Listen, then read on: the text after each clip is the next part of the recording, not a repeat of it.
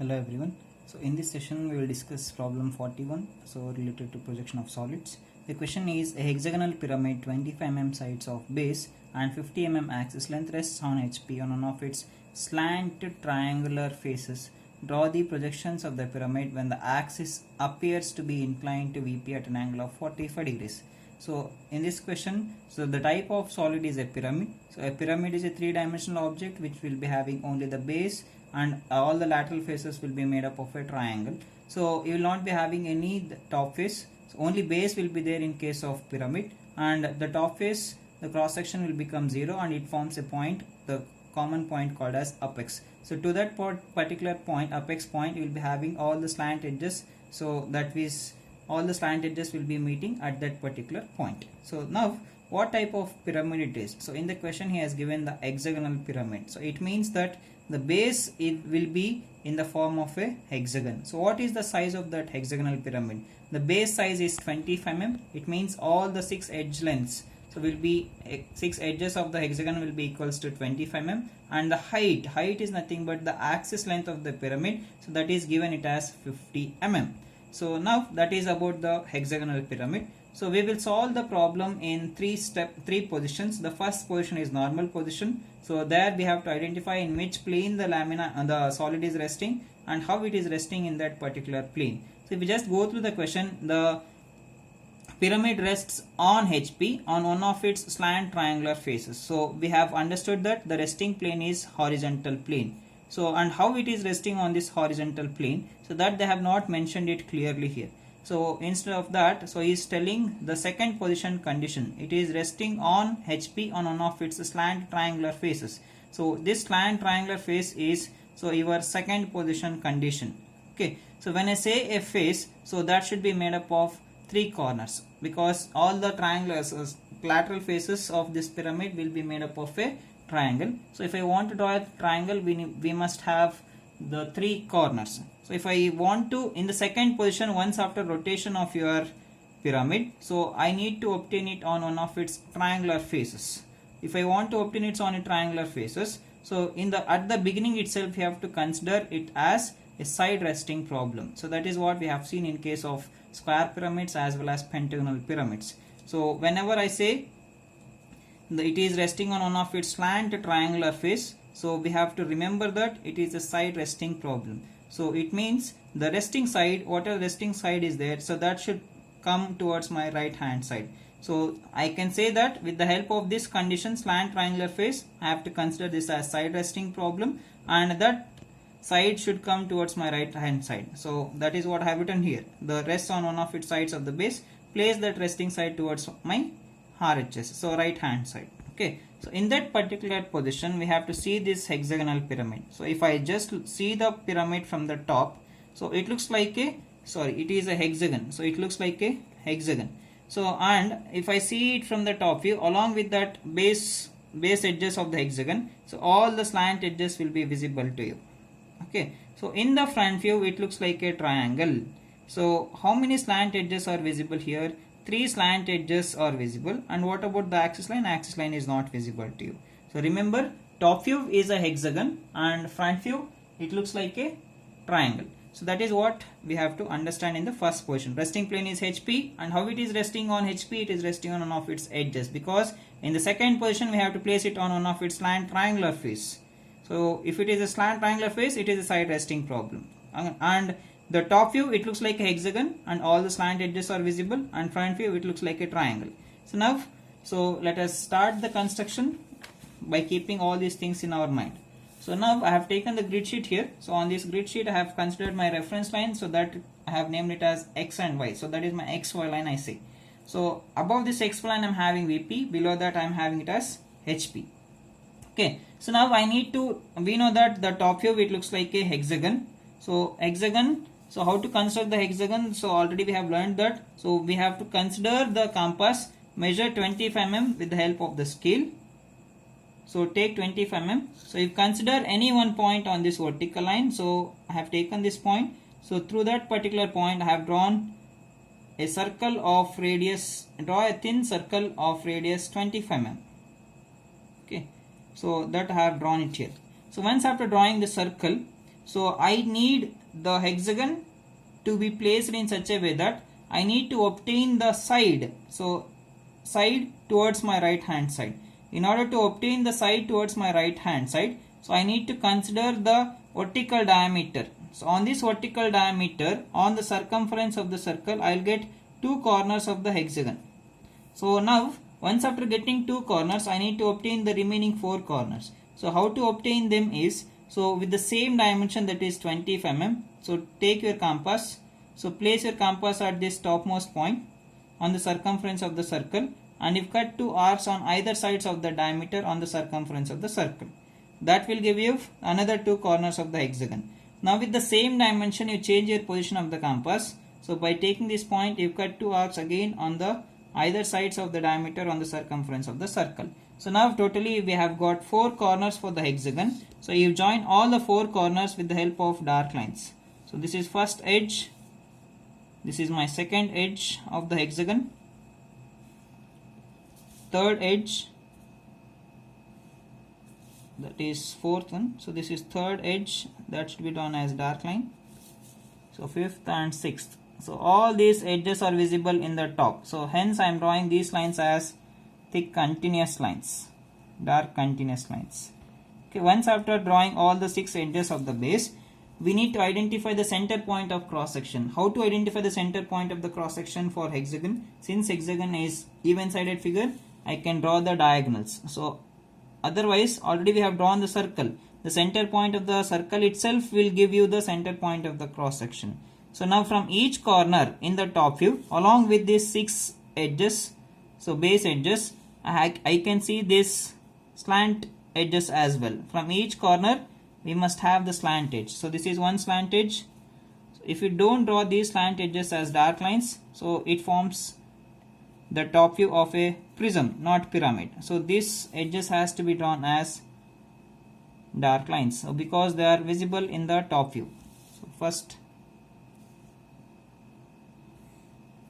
finally the 6th slant edge. From each corner you will be having a line passing through that base of the corner, and it will meet at the topmost point called as apex.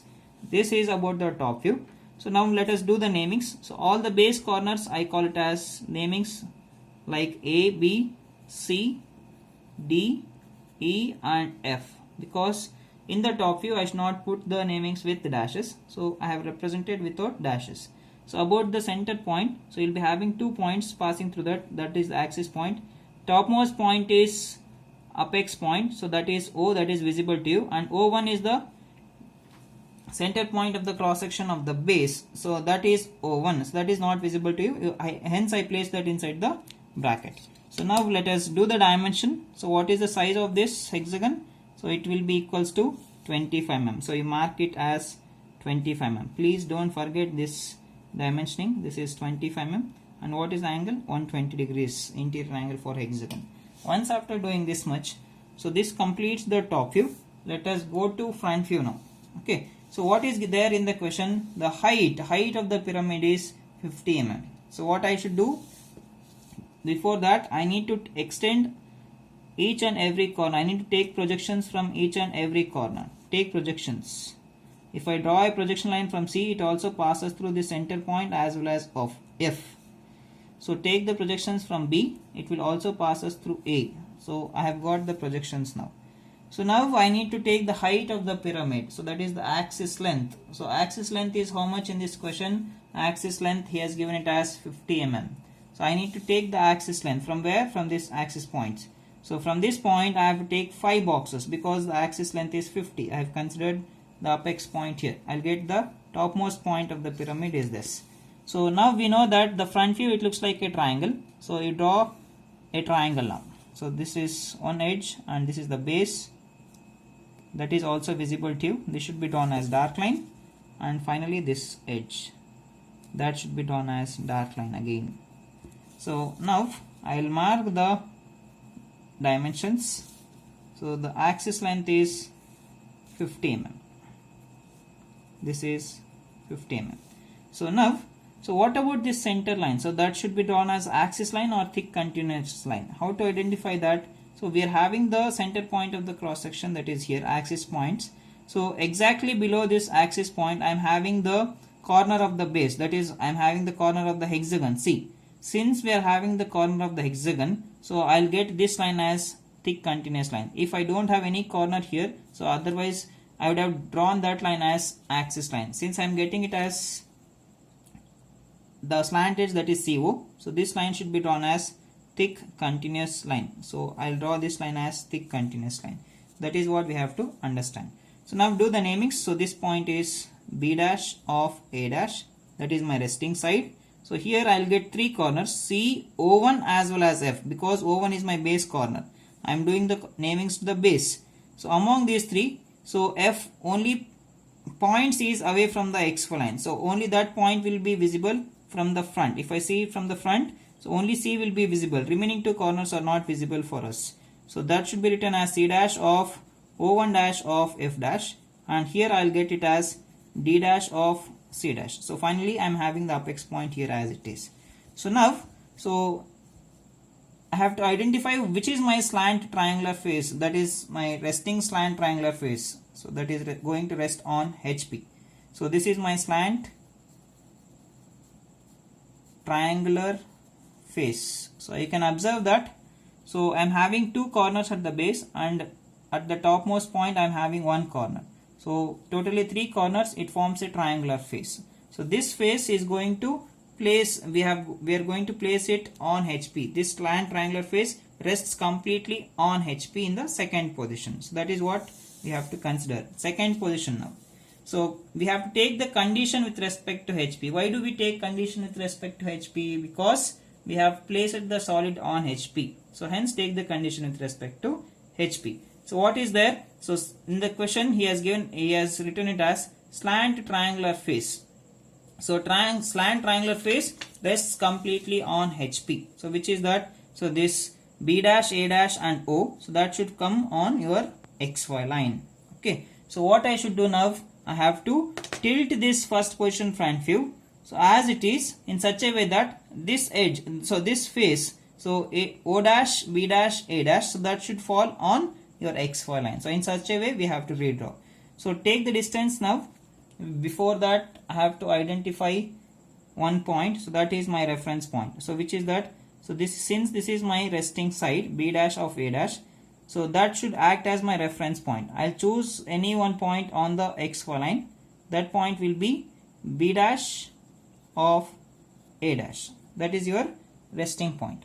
So now with the help of that reference point, what I'll do is I'll take the distance from B dash of A dash to O dash, place at B dash of A dash, and if cut an arc and see where it will intersect on the XY line. So that intersection point I call it as the apex point O dash. So now we obtain the remaining corners. So we'll be having the same distance from O dash to D dash of C dash. I have taken from O dash. So hence place it on O dash point and if cut an arc. Okay. So now you consider the base distance, that is B dash of A dash to D dash of C dash. So from known corner to the unknown corner. So that is known corner is B dash of A dash and if cut an arc. Where these two arcs will intersect, so that point will give you D dash of C dash. So now you join them with the help of thick continuous lines. So I'll get the triangle in such a way that the slant triangular face is placed on HP. So it is not resting on the base now, it is completely resting on its slant triangular face. Okay, you can observe this is my slant triangular face. So this should be drawn as thick continuous line. Okay, so now intermediate point is C dash of O1 dash of F dash. Take the distance now from B dash of A dash to this center point. So place at B dash of O dash and if cut an arc, and where it will intersect, that point will give you C dash of O1 dash of F dash. Now the center line, so that should be drawn as thick continuous lines. So this completes the second position front view. Now let us take the projections in order to obtain the top view. So you take horizontal projections. So from each and every corner you need to take the projections. So from E to E and A, I'll get the points here. So next take the projections from the center point of the cross section. If I extend, I'll get it here. So next I'll get the projections from D and B. Take the projections, I'll get it here. Next finally point C. Take the projections. Now we go with the vertical projections. First is from B dash of A dash. So I'll get this line here.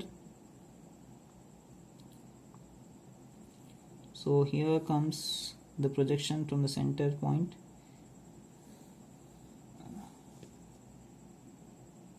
So next is D dash of C dash. Okay. So now once after taking all the projections, so do the namings accordingly. So you know how to do the namings already. So take the intersection of A as well as A dash. So that will give you point A.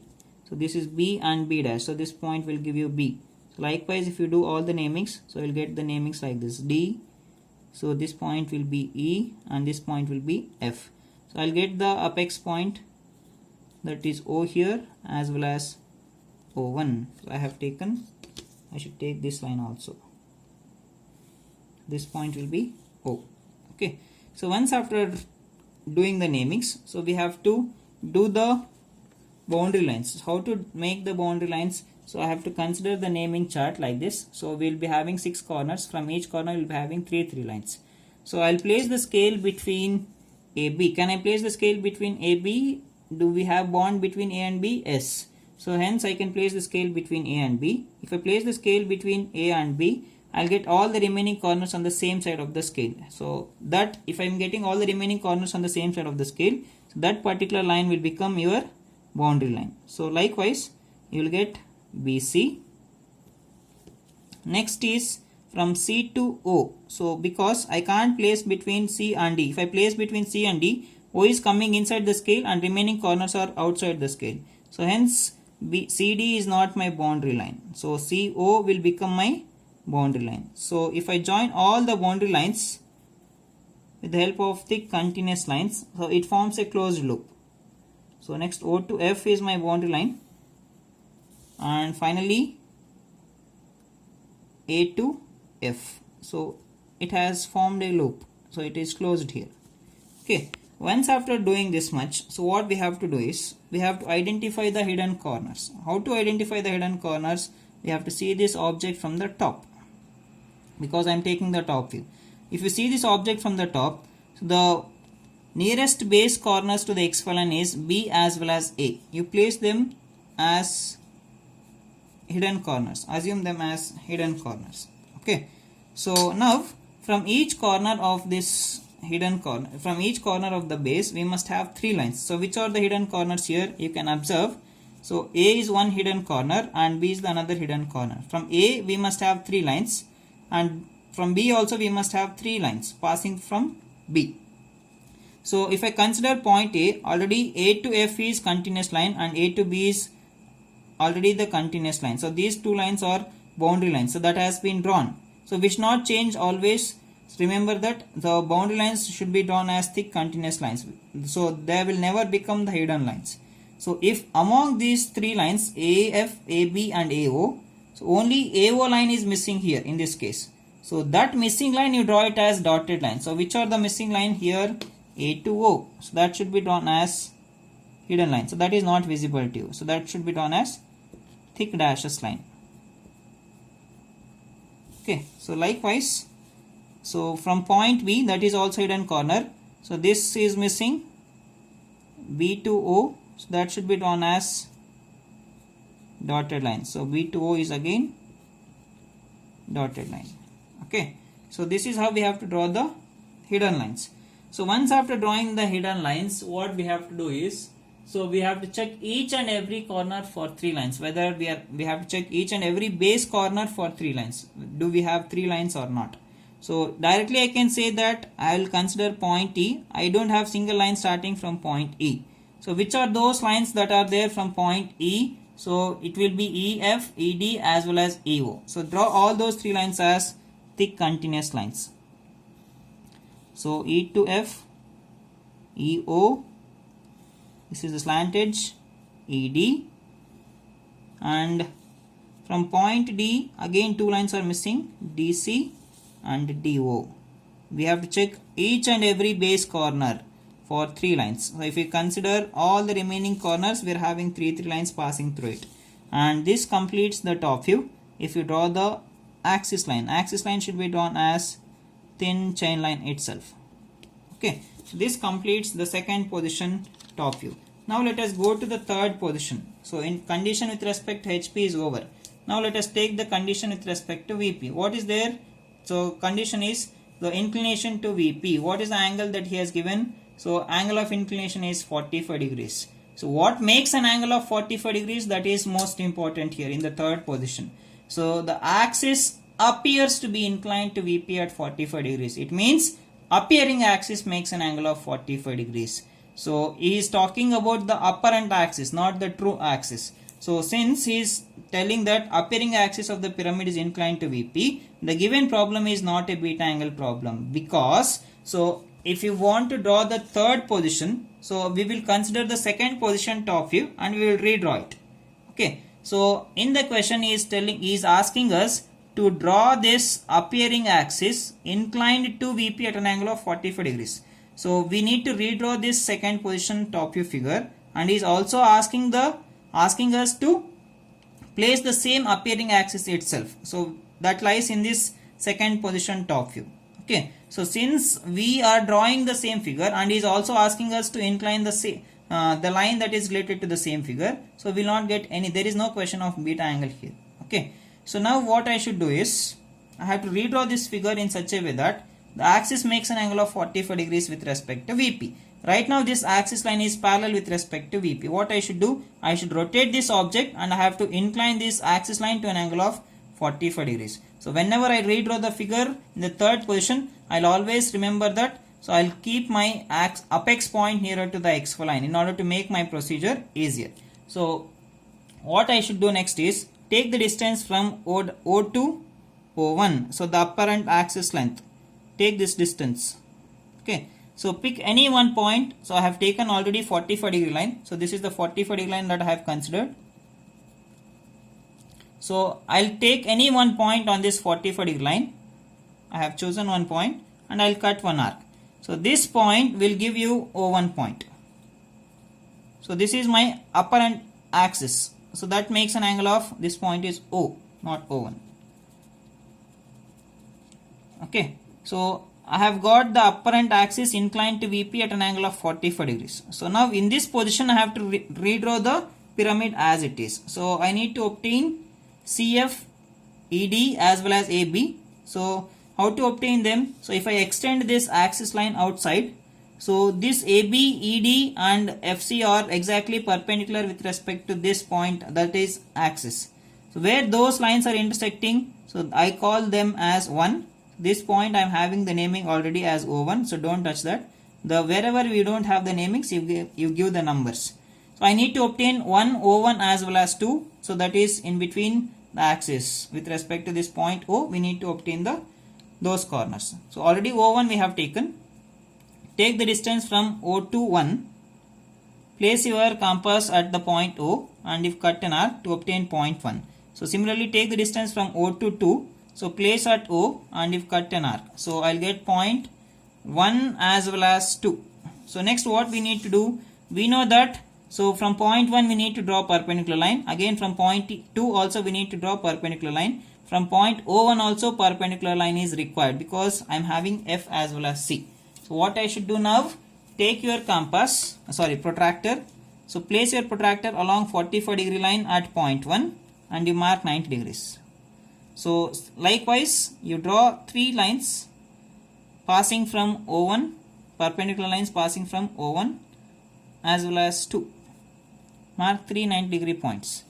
Once after marking, what you need to do is you draw the perpendicular lines passing through them. So first line, that is from point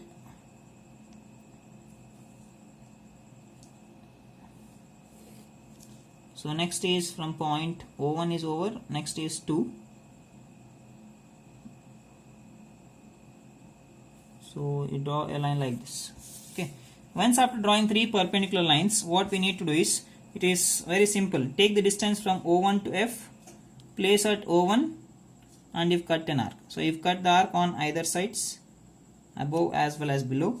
Now you take the distance from 1 to A, that will give you A point. So the distances will be same from 1 to B as well as from 2 to E as well as 2 to D. So place at 1, you've cut the arc on either sides. So again you cut the arc below. So next is from point 2, you cut the arcs above as well as below. Okay. So next I'll do the namings now. I have got all the corners. So the first corner is, I have got the points here. So this is the arc. So these are the points. So I'll call this as A, this as B, C, D. I'll get E here as well as F, and O1 are there already. So you join as it is, as you have done in the second position top view. Draw all the boundary lines first as continuous line, B to C, next is C to O. This should be drawn as thick continuous line. Next is O to F. If I draw all the boundary lines, it forms a closed loop. Okay, next is finally A to F. So this A is hidden corner and B is hidden corner. The missing edges are the slant edges B to O, that should be drawn as dotted line. Next is A to O, that should be drawn as dotted line again.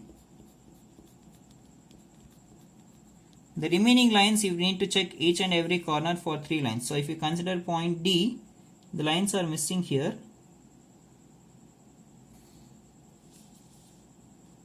So which are those?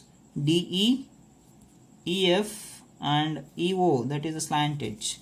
So these 3 lines should be drawn as thick continuous line because it is not my hidden corner. So D to C and finally D to O, that should be drawn as thick continuous line. And finally the axis, so that should be drawn as axis line itself. So you draw as it is. Okay. So this completes the third position top view. So finally I need to obtain the third position front view. So how to do that? So we need to take the projections from each and every corner. First I'll go with the horizontal projections. Take horizontal projections first. So these are the horizontal projections that I am considering. So and now you go with the vertical projections. So we'll start from A. So where is point A? So this is A, and you extend it till A dash. A dash is there on the XY line. So next is B. So B to B dash. B dash is there again on the XY line in this second position front view. Next comes C. Where is C? So C is the second line, C dash. So you extend it till C dash. This is C dash. Next comes D. Where is D? D is here. So D to D dash. D dash is the topmost line, you can observe there. Next comes E. So this is E point, and finally F. Where is F? F, we will get it here. And next final comes this apex point O and O dash. So O dash is there on the XY line. So you take the apex point on the XY line itself. Okay. So now you take the projections from O1 also. So take thin lines, all these projection lines. So now do the naming. So this is A dash, since it is my front view. B dash. Next comes C dash, D dash, E dash, and finally F dash. So this is O dash is apex point and O1 is the base. Okay, once after doing this much, so we have to draw all the boundary lines as thick continuous lines. Again we have to consider this naming chart. So I have to place the scale between two corners. So can I place the scale between the two corners F as well as A? Yes, because I am having a bond. So if I place the scale between F and A, I am getting all the remaining corners on the same side of the scale. If I am getting all the remaining corners on the same side of the scale, so that line forms a boundary line. So boundary line should be drawn as thick continuous lines. So likewise, I need to draw all the boundary edges as thick continuous lines. So I will draw them. If I join all of them, it forms a closed loop. So next is D2O, next is D2E. So this is my boundary, and finally, so E to F, if I join, it forms a closed loop. You can observe it here. So it has formed a loop, closed loop. Okay. Now once after doing this much, what I need to do next is, I have to see this figure from the front. Observer will be standing here away from the XY line. So to this observer, apex point is nearer to the XY line, and the base of the pyramid is nearer to the observer. It is away from the XY line. Apex point is away from the observer. So since the base of the pyramid is completely visible to the observer in the front view, so that base should be drawn as thick continuous line. What is the base here? Hexagon. Hexagon has to be drawn with thick continuous line. So what I'll do is, so I'll draw this hexagon as thick continuous line. Let me complete this. So already 4 edges has been drawn as thick continuous line, and the other 2 edges I'm making it dark. So once after doing this much, so what I need to do is, I need to identify the hidden corner. How to identify hidden corner? So place the scale between the on the XY line, and you roll the scale slowly downwards. We need to consider the slant edges nearer to the XY line. First nearest slant edge is O to F. If I draw a line from O to F, so in this front view, that is coming inside the boundary. If the line is coming inside the boundary, so that should be drawn as dotted line. If the line comes on the boundary, that should be drawn as thick continuous line. So this is coming inside the boundary, hence I have taken it as my hidden lines, that is dotted lines, that is represented with dashes thick. So that is about first nearest slant edge. The next nearest slant edge is O to E. So if I draw a line from O to E, that is again coming inside the boundary. So since it is coming inside the boundary, that should be drawn as hidden line. So that is drawn with thick dashes. So next I will roll down the scale. After OE, which nearest slant edge will appear? O to A. So in this way, we have to check 3 nearest slant edges to the XY line. So that is falling on and above this 45 degree line. So next nearest slant edge is O to A. If I consider this OA line, that is already a boundary line. So that should not be changed to hidden line.